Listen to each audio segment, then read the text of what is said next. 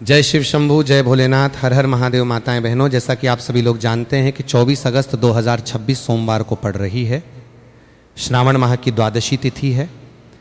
और माता बहनों, ये वो सोमवार द्वादशी तिथि है जो श्रावण मास में पड़ने वाली सबसे बड़ी तिथि है और इसका बहुत ही बड़ा और विशेष महत्व होता है।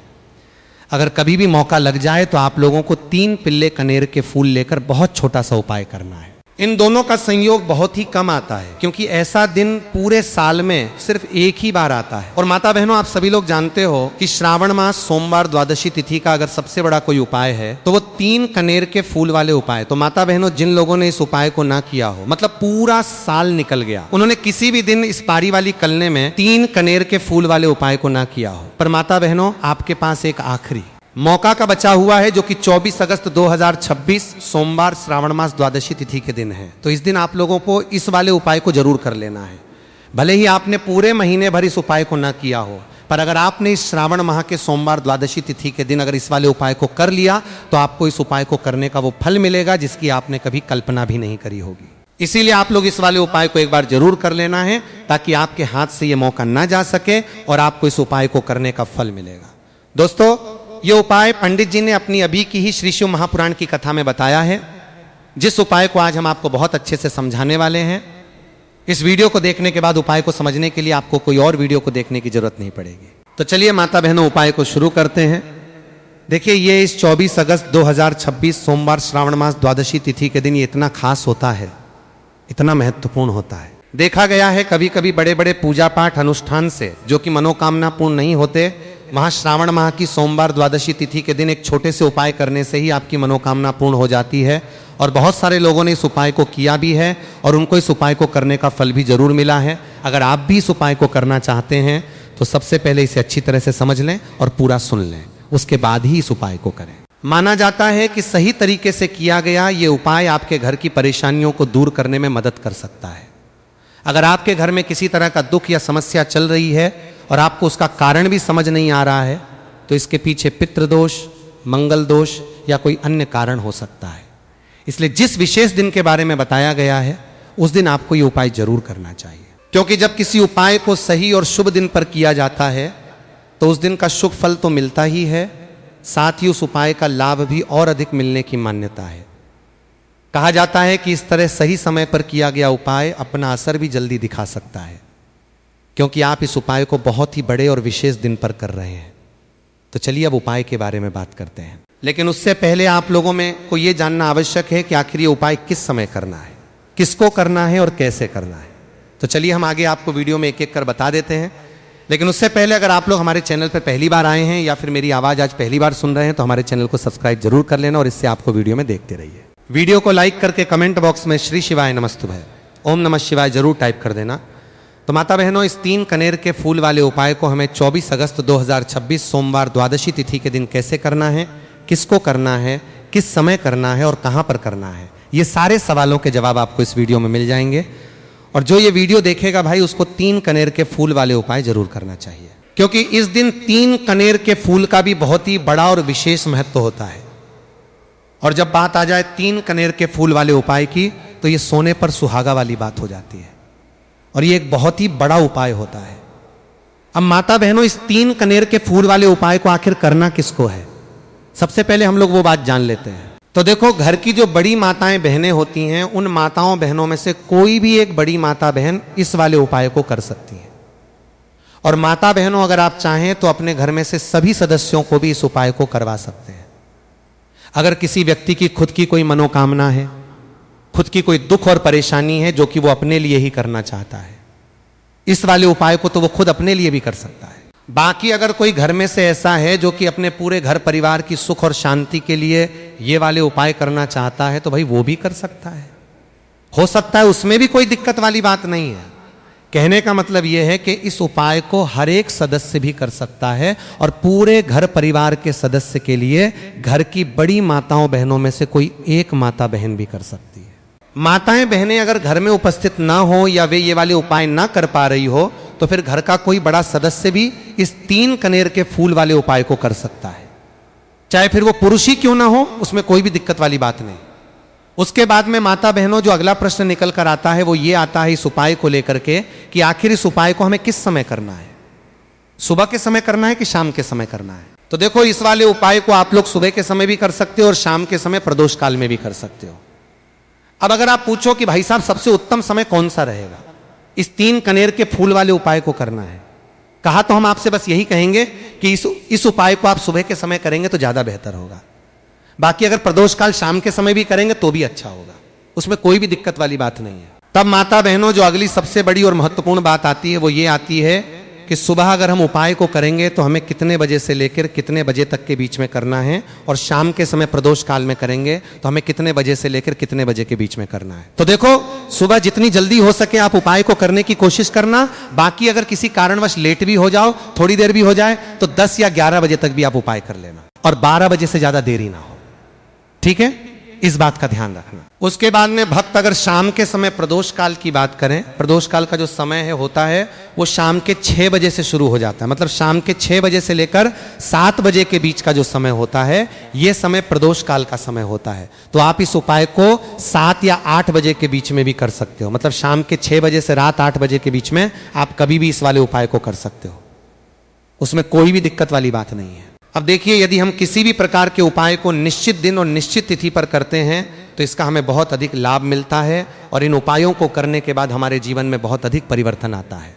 साथ ही साथ ये जो उपाय है आपके जीवन की सारी परेशान और सारी बाधाओं को दूर करने वाले हैं। तो माता बहनों, आज के इस पूरे ही वीडियो में हम आपको 3 चमत्कारिक उपाय बताने वाले हैं, और ये तीनों ही उपाय बहुत ही खास और बहुत ही ज्यादा विशेष होने वाले हैं। तो चलिए जानते हैं सबसे पहले उपाय के बारे में। तो शत्रुओं ने अगर आपको भी परेशान कर रखा है तो 3 कनेर के फूल वाले बहुत ही छोटा सा उपाय आपको करना है। और ऐसा समझ लीजिए, जो आपके शत्रु हैं, जो आपके दुश्मन हैं, जो आज आपके पीछे हाथ धोकर पड़े हैं, हर तरफ से आपको परेशान कर रहे हैं, अब उनकी खैर नहीं समझ लीजिए, अब उनकी सारी ताकत खत्म होगी, सारी शत्रुता निभाना भूल जाएंगे, उनकी सारी अकड़ निकल जाएगी।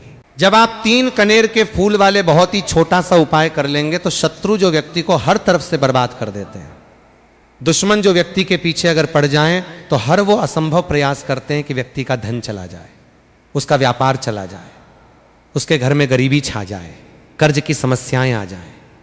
ऐसी सोच रखते हैं शत्रुता निभाने वाले कुछ लोग। अब देखिए, आपके जो शत्रु हैं, आपके जो दुश्मन हैं, ये कहीं पर भी हो सकते हैं, जिनके बारे में आसानी से पता करना बहुत मुश्किल होता है, क्योंकि ये गुप्त तरीके से शत्रुता निभाते हैं। सामने तो बहुत अच्छे बने रहते हैं लेकिन व्यक्ति की पीठ पीछे वार करते हैं।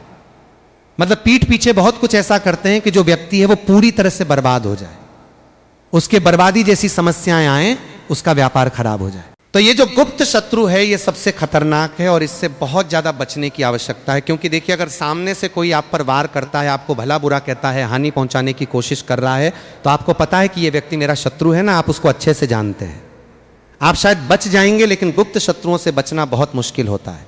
अगर आपके जीवन में भी बहुत ज्यादा दुर्घटनाएं हो रही हैं, घर में लड़ाई झगड़ा बहुत रहता है, अचानक से आपके घर में जो बिजनेस है या जो नौकरी है वो चली गई, बिजनेस लॉस में जा रहा है, कारोबार आपका नहीं चलती है रहा है, हो सकता है आपके शत्रु ने कुछ इसके पीछे जादू टोना करवा दिया हो। ऐसे में आपको घबराने की बिल्कुल आवश्यकता नहीं है, बस 3 कनेर के फूल वाले छोटा सा उपाय करने की आवश्यकता है। और ऐसा समझ लीजिए कि जो आपके शत्रु हैं, जो आपके दुश्मन हैं, उनकी आपके जीवन से छुट्टी हो जाएगी और वो लाख कोशिश करने के बाद भी आपका कुछ नहीं बिगाड़ पाएंगे। तो देखिए, हमने पहले भी आपको बताया कि जो कनेर फूल है ये साधारण नहीं है। कनेर फूल में बहुत चमत्कारी शक्तियां होती हैं। लॉन्ग तौर पर भी कनेर फूल पर भी कनेर फूल होती है, फूल ना, कनेर फूल पर भी कनेर फूल है। आपको जुड़ो कनेर फूल पर भी कनेर फूल बौद्ध देवी शक्ति के साथ आती है। आपने देखा होगा, जब हम माता का पूजन करते हैं, माँ लक्ष्मी का पूजन करते हैं, उसमें भी हम लौंग जरूर उपयोग में लेते हैं। बिना लौंग के माता का पूजन भी अधूरा होता है, भोग में भी उन्हें लौंग ही हम चढ़ाते हैं। अब देखिए, लौंग के जो उपाय हैं ये जीवन में चमत्कार दिखाते हैं, मतलब तुरंत इनका प्रभाव होता है और आपकी जो भी समस्याएं हैं, जैसे दुश्मन परेशान कर रहे हैं, शत्रु परेशान कर रहे हैं, और तुरंत आपका पीछा छोड़ देते हैं, आपके जीवन से निकलकर बाहर हो जाते हैं। अगर आपने इस साल की सबसे बड़ी सोमवार द्वादशी तिथि के दिन इस 3 कनेर के फूल वाले उपाय अगर आपने कर लिया, ऐसा समझ लीजिए कि शत्रु पलट कर देखने की भी गलती आपको नहीं करेंगे। ऐसा अचूक उपाय है, गुप्त शत्रुओं के लिए भी है। और सामने से अगर आपके शत्रु आपको या आपके परिवार को हानि पहुंचाने की कोशिश कर रहे हैं उनको भी जीवन से दूर करने के लिए आप इस उपाय को करें। इस उपाय को इसके अलावा किसी भी दिन आप कर सकते हैं। पुरुष महिला कोई भी इस उपाय को कर सकता है।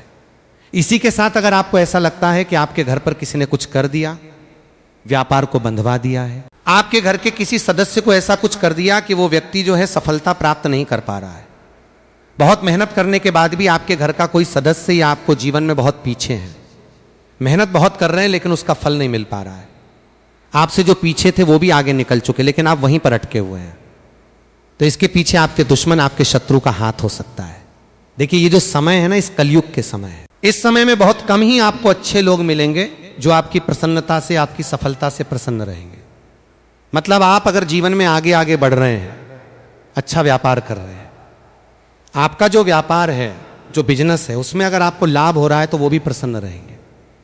पर हर व्यक्ति की सोच एक सी नहीं होती और हर व्यक्ति अच्छा नहीं होता। कुछ लोग दूसरे के पैसे को देखकर, सफलता देखकर उनके मन में ईर्ष्या की भावना आने लगती है और वो मन ही मन छिड़ने लगते हैं। और कभी कभी उनकी ये जो ईर्ष्या की भावना होती है ये शत्रुता में भी बदल जाती है और फिर वो शत्रुता निभाने लगते हैं।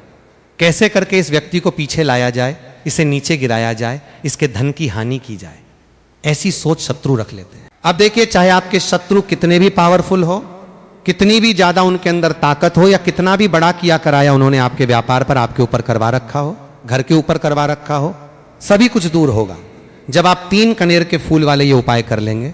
तो चलिए जानते हैं गुरु जी द्वारा बताए गए सबसे पहले उपाय के बारे में। देखिए, इस उपाय के लिए आपको सिर्फ 1 लोटा जल ले लेना है और 3 कनेर के फूल ले लेने हैं। सोमवार द्वादशी तिथि के दिन किए जाने वाला यह सबसे अचूक और सबसे खास उपाय है, इसलिए आपको 3 कनेर के फूल कहीं से भी ले लेने हैं। 3 कनेर के फूल आप चाहें तो फूलों की दुकान से ले लें, या फिर आपको नहीं मिल पाते तो शिवलिंग के ऊपर जो कनेर के फूल चढ़े हैं उनको उठाकर जल से शुद्ध करके फिर आप उसका भी इस्तेमाल कर सकते हैं। देखिए, आप जो जल लेंगे वो आपको तांबे के पात्र में लेना है और अपने किचन से लेना है। अब सिर्फ ये 2 सामग्री लेकर आपको शिवालय पहुंच जाना है। माता बहनों, इस उपाय को आप सुबह करना चाहें तो सुबह कर लें और शाम को करना चाहें तो शाम को कर लें। पूरे दिन में किसी भी समय आप इस उपाय को कर सकते हैं। अब देखिए, शिवालय पहुंचने के बाद सबसे पहले आपको एक काम करना है कि आप दक्षिण दिशा में बैठ जाइए और उत्तर दिशा की तरफ अपना फेस कर लीजिए। अब आप जो 3 बार नंदी नारुस 50 कनेर के फूल लेकर आए हैं, इनमें से आपको 1-1 कनेर का फूल शिवलिंग में जो महादेव का परिवार होता है उसमें समर्पित करते जाना है। देखिए, पहले फूल आपको शिवलिंग में जो दाहिने साइड वाला कोण होता है, जिसे श्री गणेश जी का स्थान कहते हैं, वहां पर यह पहला कनेर का फूल समर्पित कर देना है और श्री शिवाय नमस्तुभ्यम मंत्र का स्मरण कर लेना है। और फिर दूसरा कनेर का फूल आपको श्री कार्तिकेय जी वाले स्थान में समर्पित कर देना है और श्री शिवाय नमस्तुभ्यम मंत्र का स्मरण कर लेना है। फिर तीसरा कनेर का फूल आपको माता अशोक सुंदरी वाले स्थान में समर्पित कर देना है और श्री शिवाय नमस्तुभ्यम मंत्र का स्मरण करना है। देखिए, जलधारी के बीच वाला जो स्थान होता है वो माता अशोक सुंदर का स्थान कहलाती है और यहीं पर आपको तीसरा कनेर का फूल समर्पित करना है, देना है। इसके बाद शिवलिंग से 2 फूल आपको और लेना है, क्योंकि हमारे पास मात्र 3 ही फूल थे ना, तो ले लिया। फिर चौथा कनेर का फूल आपको माता पार्वती के हस्त कमल में समर्पित कर देना है। देखिए, शिवपिंडी जिस स्थान पर रखी रहती, यानी शिवलिंग जिस स्थान पर जुड़ा रहता है, उस पूरे गोल गोल वाले स्थान को माता पार्वती का हस्त कमल कहते हैं। और चौथा कनेर का फूल आपको यहीं पर समर्पित करना है और श्री शिवाय नमस्तुभ्यम मंत्र का स्मरण कर लेना है। इसके बाद आपको 5वां कनेर का फूल शिवलिंग के ऊपर समर्पित कर देना है और महादेव से अपनी मनोकामना बोल देनी है। देखिए, ये उपाय उन लोगों को करना है जिनकी कोई विशेष मनोकामना है जो अभी तक परिपूर्ण नहीं हो पा रही। बहुत सारे उपाय कर चुके हैं, बहुत सारे टोटके कर चुके हैं, तो मैं कह रहा हूं कि ऐसे लोगों को ये विशेष उपाय सोमवार द्वादशी तिथि के दिन जरूर करना चाहिए। 5वां फूल चढ़ाते समय आपको अपने मन की इच्छा मन ही मन बोलनी है और फिर उस फूल को शिवलिंग पर अर्पित कर देना है। अगर आपको शिव परिवार में किसका स्थान कहां होता है यह जानकारी नहीं है तो स्क्रीन पर दिखाई जा रही तस्वीर को ध्यान से देख लीजिए। इसमें शिव परिवार के सभी सदस्यों के स्थान बताए गए हैं, जैसे भगवान गणेश जी कहां विराजमान होते हैं, भगवान कार्तिकेय जी का स्थान कहां होता है और माता अशोक सुंदरी का स्थान कहां होता है। तस्वीर में आपको सभी स्थान साफ साफ बताए जा रहे हैं। जिस स्थान पर फूल चढ़ाने का तरीका आपको दिखाया गया है उसी स्थान पर आप भी फूल अर्पित कर दीजिए। इसके बाद जो जल का लोटा आप लेकर आए हैं उसमें से थोड़ा जल सबसे पहले भगवान गणेश जी के स्थान पर चढ़ाएं और साथ में श्री शिवाय नमस्तुभ्यम मंत्र का जाप करें। फिर थोड़ा जल भगवान कार्तिकेय जी के स्थान पर अर्पित करें और श्री शिवाय नमस्तुभ्यम मंत्र का स्मरण करें। इसके बाद थोड़ा जल माता अशोक सुंदरी के स्थान पर चढ़ाएं और फिर से श्री शिवाय नमस्तुभ्यम मंत्र का जाप करें। इसके बाद थोड़ा सा जल माता